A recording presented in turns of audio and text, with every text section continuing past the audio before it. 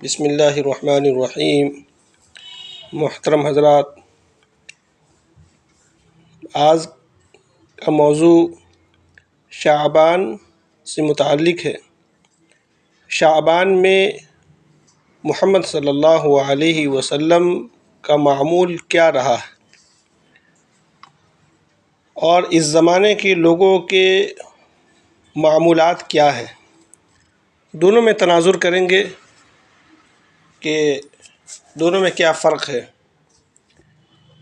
محمد العربی صلی اللہ علیہ وسلم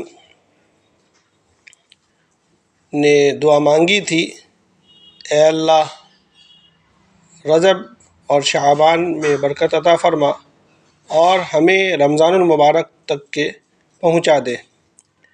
اللہ کے نبی پاک صلی اللہ علیہ وسلم کبھی پورے شعبان کے روزہ رکھا کرتے تھے اور کبھی اکثر ایام شعبان میں روزہ رکھ لیا کرتے تھے، مگر اس زمانے میں لوگوں کا جو معمول ہے وہ صرف 15 شعبان کو روزہ رکھنے کا۔ تو اللہ کے نبی پاک صلی اللہ علیہ وسلم کے معمولات الگ رہیں اور لوگوں کے معمولات الگ رہیں، دونوں میں تناظر ہو گیا، دونوں میں فرق ہو گیا۔ اور اللہ کے نبی پاک صلی اللہ علیہ وسلم کے معمولات یہ بھی رہے ہیں 13ویں، 14ویں اور 15ویں جو عربی کی تاریخ ہے اس میں بھی ہر مہینے روزہ رکھنے کا معمولات تھے، مگر لوگوں کے معمولات عام طور سے ایسا نہیں ہے۔ پھر اس زمانے کے ایک معمولات یہ ہیں کہ لوگ 15 شعبان کو نئے کپڑے کا اہتمام کرتے ہیں، مگر اللہ کے نبی پاک صلی اللہ علیہ وسلم کی زندگی میں دیکھا جاتا ہے تو اللہ کے نبی نے اس کو تہوار کے طور پر، فیسٹیول کے طور پر نہیں منایا۔ اسلام میں تہوار، فیسٹیول صرف 2 دن ہیں، ایک عید الفطر اور ایک عید الاضحیٰ۔ یہ 2 دن ایک رمضان المبارک کے مہینے گزار کر کے اللہ کی طرف سے ایک نعمت کے طور پر، شکرانے کے طور پر عید کی نماز ادا کی جاتی ہے۔ اس دن روزہ رکھنا حرام ہے۔ اور ایک جو ہے عید الاضحیٰ ہے، جو حضرت ابراہیم، اسماعیل علیہم الصلاۃ والسلام اور حضرت حاجرہ علیہ الصلاۃ والسلام کی سنت کو زندہ کیا جاتا ہے۔ اور بقرعید مانے عید الاضحیٰ سے ایک دن قبل یوم عرفہ کے دن روزہ رکھنا سنت ہے، مگر اس زمانے کے لوگوں کے جو معمولات ہیں اس سے مختلف ہیں۔ اللہ کے نبی پاک صلی اللہ علیہ وسلم نے عید کے دن اچھے لباس کا اہتمام کرنے کا اور اچھے کھانے وغیرہ کا جو اہتمام فرمایا ہے۔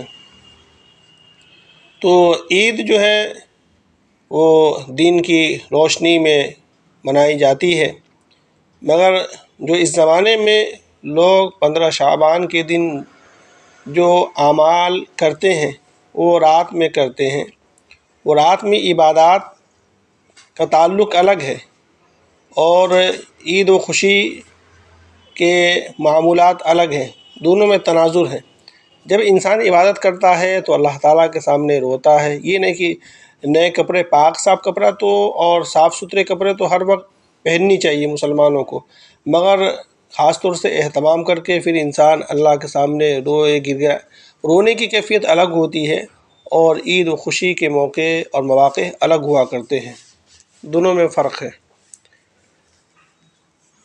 15 شعبان کے دن جو لوگ حلوہ وغیرہ کا اہتمام کرتے ہیں، یہ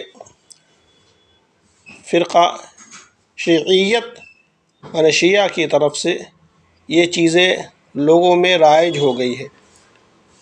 ان کے نزدیک ہے کہ ہمارے امام غائب ہیں، وہ آج کے دن تشریف لائیں گے، جس بنا پر وہ حلوہ اور شیرینی چیزیں بنا کر کے ان کے اہتمام میں اور ان کے لیے تیار کرتے ہیں۔ تو یہ چیزیں عوام میں اور مسلمانوں میں رائج ہو گئی ہے، جس کا اسلام سے اور حضور پاک صلی اللہ علیہ وسلم کی زندگی سے اور بعد کے اصحاب اور تابعین سے اور علماء سلف سے کوئی اس کی روایت نہیں ملتی ہے۔ اس میں جو روایات ہیں وہ سب روایات ضعف درجے کا ہے، اور لوگ اتنا زیادہ اہتمام کرتے ہیں جو اہتمام بدعات اور خرافات تک کے پہنچ جاتے ہیں۔ اللہ کے نبی پاک صلی اللہ علیہ وسلم آج کے دن قبرستان گئے، مگر پوری زندگی صرف ایک دفعہ گئے، وہ بھی خاموشی سے گئے۔ مگر اس زمانے میں اگر کوئی کو کہا جائے کہ قبرستان چلے جاؤ 2 بجے رات میں، 3 بجے رات میں، اکیلے چلے جاؤ اندھیرے میں، تو وہ ہو سکتا ہے کہ واپس قبرستان سے نہ آ سکے۔ تو جو بات چیزیں اللہ کے نبی پاک صلی اللہ علیہ وسلم نے کیا مگر بعد میں صحابہ کرام نے نہیں کیا، تو گویا کہ امت کے لیے وہ چیزیں نہیں ہیں، وہ اللہ کے نبی پاک صلی اللہ علیہ وسلم کے لیے خاص تھی۔ اور پھر جس طرح اللہ کے نبی نے کیا اس طرح لوگ کرتے نہیں ہیں۔ پوری زندگی اللہ کے نبی نے ایک دفعہ کیا تو ایک دفعہ کوئی چلا جائے، اور اللہ کے نبی خاموشی سے گئے تو خاموشی سے کوئی نہیں آتا۔ اس دن پہلے سے پورے لائٹنگ کا اہتمام کیا جاتا ہے، اور پورے جتھوں کے ساتھ لوگ جاتے ہیں۔ اگر کسی کو کہا جائے کہ رات میں تنہائی میں جاؤ، جنگل میں قبرستان ہے 3 بجے رات میں چلے جاؤ، کسی کی ہمت نہیں ہوگی۔ تو لوگ خرافات میں زیادہ مزہ لیتے ہیں اور انٹرسٹ لیتے ہیں، مگر حقیقی معنی میں جو اللہ تعالیٰ اور بندوں کے درمیان جو تعلق ہونی چاہیے وہ تعلق دن بدن ختم ہوتا دکھ رہا ہے۔ لوگوں کو اللہ کے نبی پاک صلی اللہ علیہ وسلم کی زندگی سے کوئی سروکار نہیں ہے، اور انسان عموماً خرافات میں اور شیطانی وساوس اور نفسانی خواہشات کی بنیاد پر خرافات زیادہ سے زیادہ کرنے لگتے ہیں۔ جو چیزیں اللہ کے نبی سے ثابت ہوں اور جو چیزیں ثابت نہ ہوں، ان سب چیزوں کا خیال رکھتے ہوئے وہی کام کرنی چاہیے جو اللہ کے نبی نے جس طرح کیا ہے۔ انفرادی طور پر خاموشی سے جو انسان کو جتنا بن پڑے اتنی عبادت کرنی چاہیے، اور خاموشی کے ساتھ، اور اس پر دونوں نہ زیادہ نرم ہو جانی چاہیے نہ زیادہ متشدد ہو جانی چاہیے، درمیانی پہلو اختیار کرنی چاہیے۔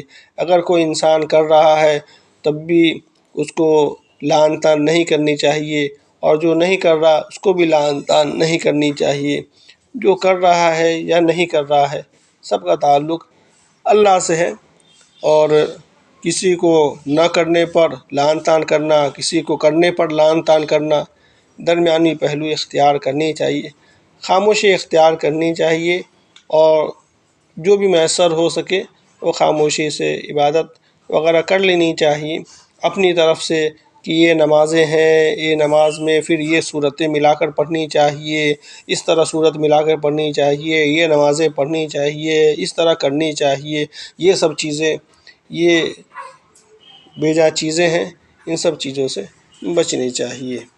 اللہ تعالیٰ صحیح چیز پر عمل کرنے کی توفیق عطا فرمائے۔